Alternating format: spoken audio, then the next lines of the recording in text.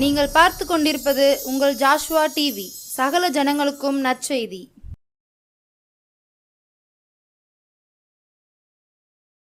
காணாமல் போன ஆடா இருந்தேனே ஏசையா, கண்ணோக்கி பார்த்தீரே, கவலைகளை மாற்றினீரே, மறக்கவில்லையே, மார்போடு அணைத்து கொண்டீரே, தேடி வந்தீரே, தீமைகளை அகற்றி விட்டீரே. Praise the Lord. ஆண்டவராகிய இயேசுவின் நாமத்தினாலே மறுபடியும் இந்த நிகழ்ச்சியில் உங்களை பார்க்கும்போது ரொம்ப சந்தோஷமாக இருக்கிறேன். நீங்களும் ரொம்ப சந்தோஷமாக நிகழ்ச்சியை பார்க்க அமர்ந்திருக்கிறத நினைக்கும்போது கர்த்தருடைய நாமம் மகிமைப்படட்டும். ஒவ்வொரு வாரமும் சொல்லுகிறது போல் மனுஷன் அப்பத்தினால் மாத்திரமல்ல தேவனுடைய வாயிலிருந்து புறப்படுகிற ஒவ்வொரு வார்த்தையினால் பிழைப்பான். உங்கள் வாழ்க்கையில் தேவனுடைய வசனத்தினால் வார்த்தையினால் உங்களுக்கு பிழைப்பை கர்த்தர் உண்டு பண்ணுவாராக. கர்த்தர் நல்லவர். உண்மையாகவே தேவன் பெரிய காரியங்களை உங்கள் வாழ்க்கையில் செய்கிறார்.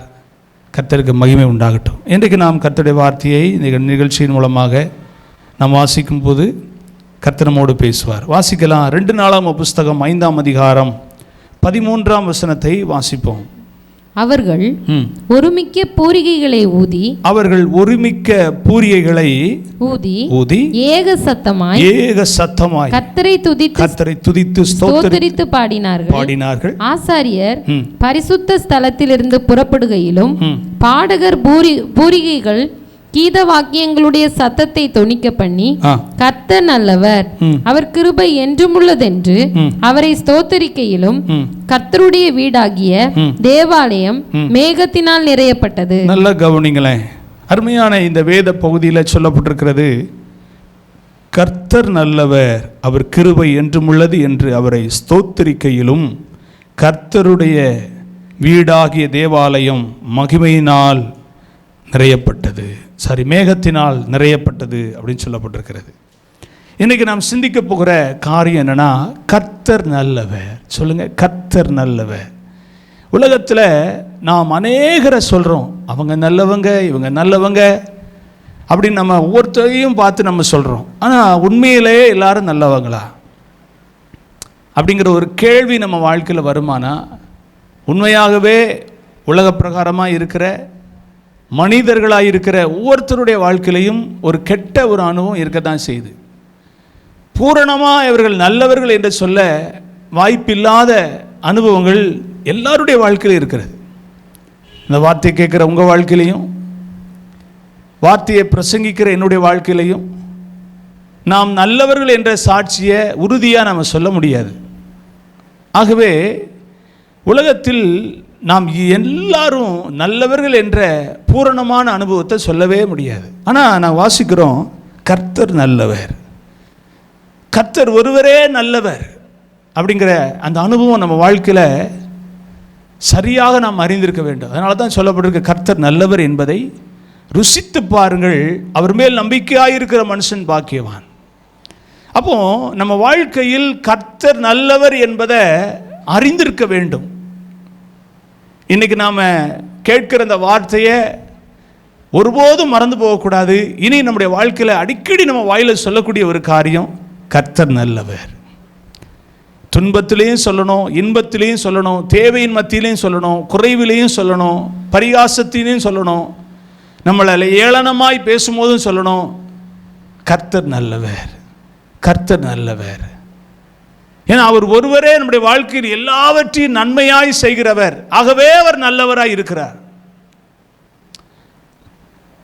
கர்த்தரை நல்லவர் என்ற அந்த அனுபவம் நம்முடைய வாழ்க்கையில் எப்போதும் அறிக்கை பண்ணப்பட்டு கொண்டே இருக்க வேண்டும். நல்லவர்கள் அல்லாத மனிதர்களை குறித்து அறிக்கையிடுகிற இந்த நாவு நல்லவராயிருக்கிற கர்த்தரை எப்பொழுதும் அறிக்கை செய்யட்டும். கர்த்தர் நல்லவர், கர்த்தர் நல்லவர்.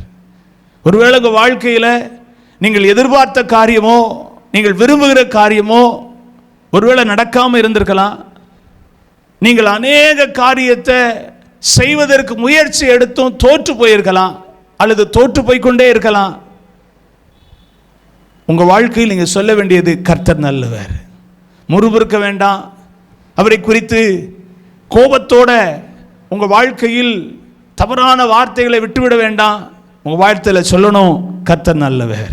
ஒருவேளை இன்னைக்கு உங்களுக்கு சாதகம் அல்லாத காரியம் நடந்திருக்கலாம், சாத்தியமற்ற காரியங்கள் நடந்ததினால் ஒருவேளை ஆண்டவர் மேல கோபம் உண்டாயிருக்கலாம். ஆனால் காலம் வருகிறது, ஒரு நாட்கள் வருகிறது, உங்க வாழ்க்கையில் அவர் நல்லவராய் செய்திருக்கிறார் என்பதை நீங்கள் புரிந்து கொள்வீர்கள். பிள்ளைகளுடைய வாழ்க்கையில், திருமண விஷயத்தில், தொழிலில், குடும்ப விஷயங்களில் சில காரியங்கள் உங்கள் இருதயத்தை வேதனைப்படுத்தினது போல இன்னைக்கு தெரியலாம். ஆனால் நீங்கள் ஒரு நாள் சொல்வீர்கள், கர்த்தர் நல்லவர், கர்த்தர் நல்லவர், ஆண்டவர் நல்லவர், அவர் நல்லவராக இருந்ததுனால தான் இந்த காரியத்தை அன்னைக்கு செஞ்சாரு. அதை அவர் செய்யாமல் போயிருந்தா என் நிலைமை என்னவா ஆயிருக்கும் அப்படிங்கிற உணர்வு ஒரு நாள் உங்கள் வாழ்க்கையில் வரும். அப்போ கர்த்தர் நல்லவர் அப்படின்னு சொல்லணும்னா, அறிக்கை இடணும்னா, அறிக்கை இடும்போது நம்ம வாழ்க்கையில் அது எப்பேற்பட்ட நன்மை அப்படிங்கிறத சங்கீதம் 100 அதனுடைய 5ஆம் வசனத்தை வாசிக்கும் போது அங்கே நாம் வாசிக்கிறோம், கர்த்தர் நல்லவர், அவருடைய கிருபை என்றென்றைக்கும், அவருடைய உண்மை, கர்த்தர் நல்லவர், அவருடைய கிருபை என்றென்றைக்கும், அவருடைய உண்மை, அவருடைய உண்மை தலைமுறை தலைமுறைக்கும் உள்ளது, தலைமுறை தலைமுறைக்கும் உள்ளது அப்படின்னு சொல்லப்பட்டிருக்கிறது. கவனிக்கீங்களா? கர்த்தர் நல்லவர் அப்படிங்கிற அந்த அனுபவம் அவருடைய கிருபையை என்றென்றைக்கு நமக்குள்ள என்ன செய்கிறதுனா ஏற்படுத்தி கொடுக்கிறது.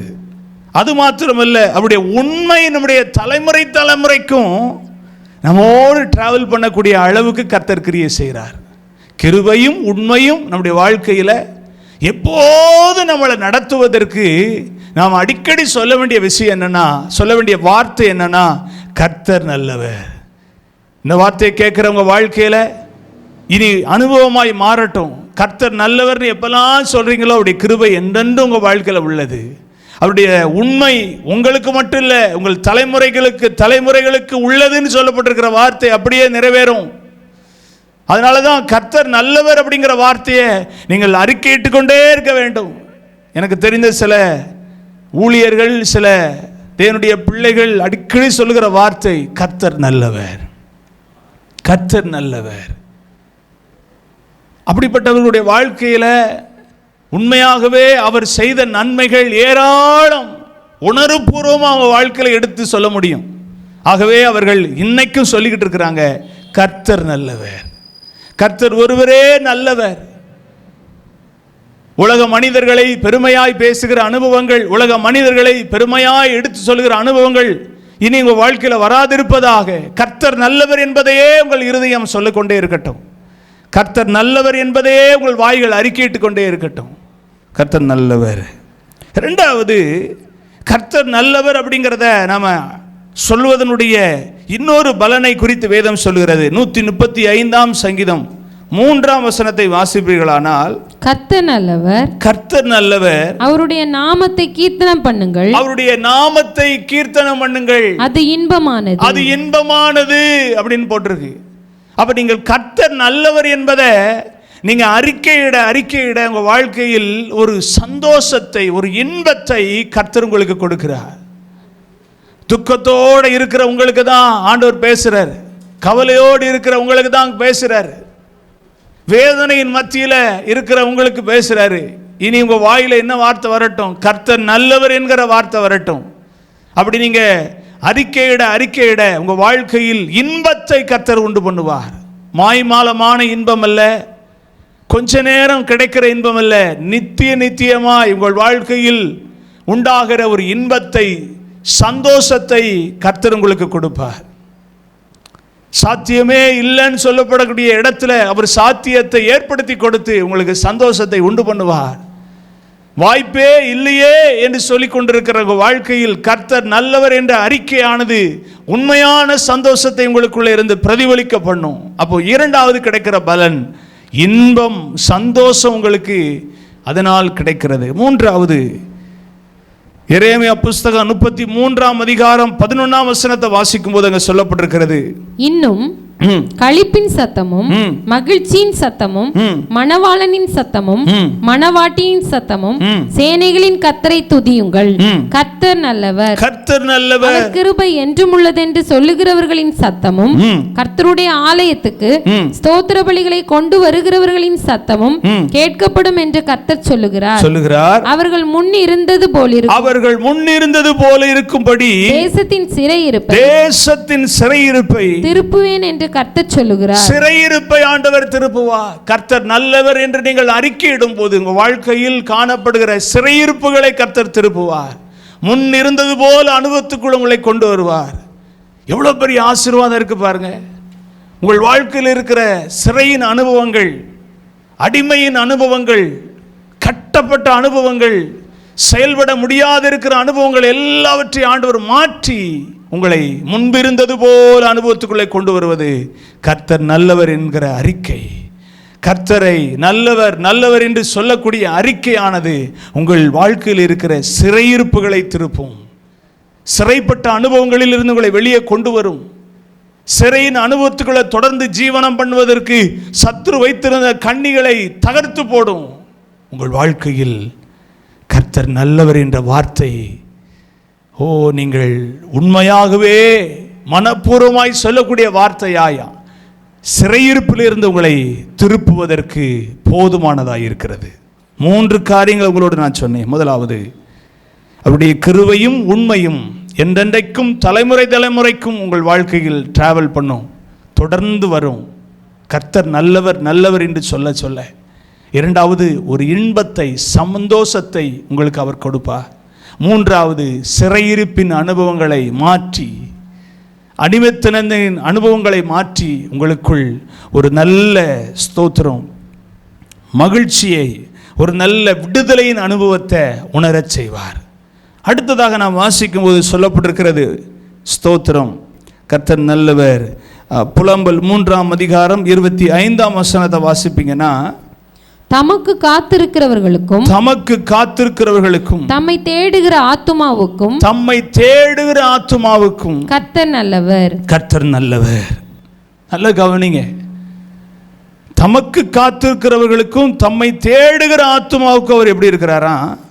நல்லவராய் இருக்கிறார். அப்போ உங்க வாழ்க்கை எப்படி மாறுகிறது? அவருக்கு காத்திருக்கிற அனுபவம், அது எவ்வளவு பெரிய ஆசீர்வாதம் தெரியுமா? சொல்லப்பட்டிருக்கிற, கர்த்தருக்கு காத்திருக்கிறவர்கள் புது பலன் அடைந்து கழுகுகளைப் போல செட்டைகளை அடித்து எழும்புவார்கள். அவர்கள் ஓடினாலும் அவர்கள் நடந்தாலும் சோர்ந்து போகார்கள் சொல்லப்பட்டிருக்கிறது. எருசலேமில் காத்திருங்கள் என்று ஆண்டவராகிய இயேசு கிறிஸ்து சொன்னார். அவர்கள் எருசலேமில் காத்திருந்த பொழுது மேல்மாடி வீட்டில் பரிசுத்தாவின் பலமான காரியம் அங்கே நடைபெற்றது. ஒவ்வொருவர் மேலும் பரிசுத்தாவின் அபிஷேகம் ஊற்றப்பட்டது. அவர்களை கொண்டு பலத்த காரியங்களை கர்த்தர் செய்தார். கர்த்தர் நல்லவர் என்ற அனுபவம் அவருக்கு காத்திருக்க பண்ணுகிறது. அவரை அதிகமாய் நெருங்குவதற்கு ஏற்ற சூழ்நிலைகளை உண்டாக்கி கொடுக்கிறது.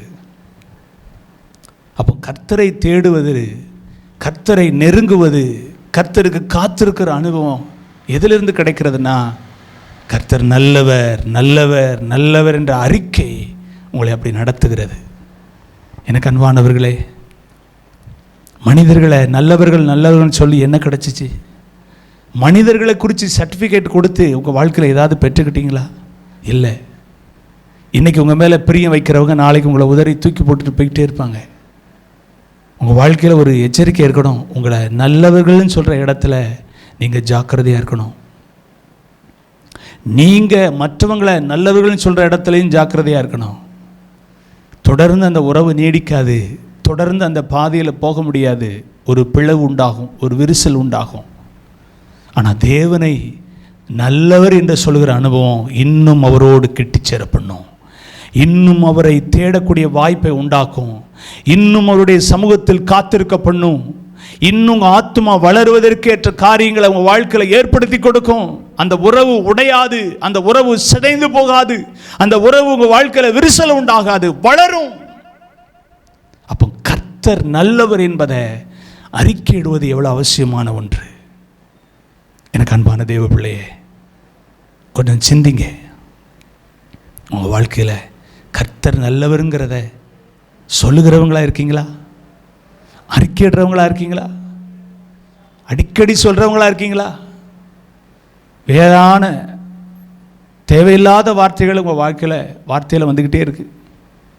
அவலட்சணமான வார்த்தை, அசிங்கமான வார்த்தை, பரிகசிக்கிற வார்த்தை, ஏளனமாய் பேசுகிற வார்த்தை, அற்பமாக நினைக்கிற வார்த்தை, இப்படிலாம் உங்கள் வாழ்க்கையில் வருது. ஆனால் இனி அது வரக்கூடாது. நீங்கள் சொல்லணும், கர்த்தர் நல்லவர்.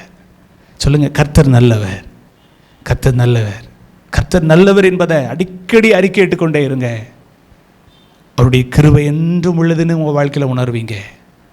அவருடைய உண்மை உங்கள் வாழ்க்கையிலையும் உங்கள் தலைமுறைக்கும் உள்ளது அப்படிங்கிறத உணர்வீங்க. ஒரு இன்பம், சந்தோஷம் உண்டாகும்.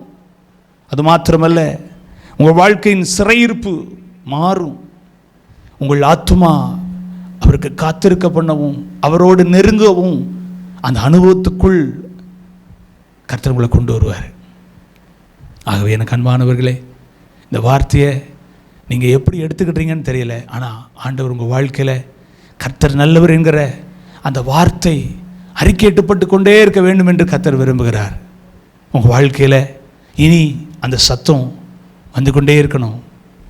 எழும்பும்போது, படுக்கும்போது, வேலை செய்யும்போது, போகும்போது, வரும்போது, கர்த்தர் நல்லவர், கர்த்தர் நல்லவர், கர்த்தர் நல்லவர்ங்கிறத சொல்லிக்கிட்டே இருங்க, அறிக்கையிட்டுக்கொண்டே இருங்க. தேவன் அதில் மகிமைப்படுவார், மகத்துவமான காரியங்களை உங்கள் வாழ்க்கையில் செய்வார். உண்மையாகவே இந்த வார்த்தை, இந்த நிகழ்ச்சி உங்களுக்கு பிரயோஜனமாக இருந்திருக்குமானால் என்னோடு கூட சேர்ந்து ஜெபம் பண்ணுங்க. கர்த்தர் உங்களுக்கு உதவி செய்வார். நேசிக்கிற நல்ல ஆண்டவரே, இயேசுவின் நாமத்தினால் உடைய சமூகத்தில் வருகிறோம். அருமையான நம்முடைய பிள்ளைகள் இந்த வார்த்தையை கேட்டு கர்த்தர் நல்லவர் என்கிற அந்த அறிக்கையிடுதலை இன்னையிலிருந்து நம்முடைய பிள்ளைகள் மனப்பூர்வமாய் அறிக்கையிட ஒப்பு கொடுத்திருக்கிறார்கள். ஒவ்வொரு நாளும் நம்முடைய பிள்ளைகள் அதை அறிக்கையிடும் போதெல்லாம் இன்றைக்கு நாங்கள் தியானித்த வசனத்தின் மூலம் நம்முடைய பிள்ளைகளுடைய வாழ்க்கையில் அப்படிப்பட்ட அனுபவத்தை நம்முடைய பிள்ளைகள் உணர்வார்களாக. நம்முடைய வசனம் எவ்வளோ உண்மை உள்ளது என்பதை நம்முடைய பிள்ளைகளுடைய வாழ்க்கையில் அனுபவமாய் கர்த்தர் மாற்றித்தர ஜெபிக்கிறேன். என்ன நோக்கத்துக்காய் கர்த்தாவே இந்த வார்த்தையை நம்முடைய பிள்ளைகளோடு கூட பேசுனீங்களோ அதற்குரிய கனமும் மகிமையும் துதியும் உமக்கு உண்டாகட்டும். இயேசுவின் நாமத்தில் ஜெபிக்கிறேன் ஜீவனுள்ள நல்ல பிதாவே, ஆமென். கர்த்தர் உங்களை ஆஸ்வதிப்பாராக. இந்த நிகழ்ச்சி உங்களுக்கு பிரயோஜனமாக இருந்திருக்குமானால் எங்களோடு கூட நீங்கள் சாட்சிகளை தெரியப்படுத்த மறவாதிருங்க. ஸ்க்ரீனில் தெரிகிற அந்த நம்பருக்கு எங்களுக்கு தொடர்பு கொள்ளுங்கள், இல்லைனா வாட்ஸ்அப் பண்ணுங்கள். கர்த்தர் உங்களை ஆஸ்வதிப்பார். இயேசு கிறிஸ்துவை குறித்து இன்னும் அறிந்து கொள்ள விரும்புகிறீர்களானால் கருவந்தாவிலே மக்னாயும் சபை நாங்கள் கர்த்தரை ஆராதிக்கிறோம். எந்த சபைக்கும் போகாதவர்களாக நீங்கள் இருந்து இயேசுவை குறித்து இன்னும் சத்தியத்தை குறித்து அறிந்து கொள்ள விரும்புவீர்களானால் எங்களோடு கூட கர்த்தரை ஆராதிக்க எங்களை அன்போடு கூட அழைக்கிறோம். கர்த்தர் உங்களை ஆஸ்வதிப்பார். எங்களோடு சேர்ந்து ஆராதிக்க வாருங்கள். எங்களுக்காக, ஜாஸ்வா டிவிக்காக தொடர்ந்து ஜெபம் பண்ணுங்க. அடுத்த நிகழ்ச்சியில் உங்களை பார்க்கும் வரை தேவனுடைய இரக்கம், கிருபை, சமாதானம் உங்களோடு கூட இருப்பதாக. God bless you. ஆமென், ஆமென். காணாமல் போன ஆடா இருந்தேனே ஏசையா, கண்ணோக்கி பார்த்தீரே கவலைகளை மாற்றினீரே, கண்ணோக்கி பார்த்தீரே கவலைகளை மாற்றினீரே, மறக்கவில்லையே மார்போடு அணைத்து கொண்டீரே, தேடி வந்தீரே தீமைகளை அகற்றி விட்டீரே.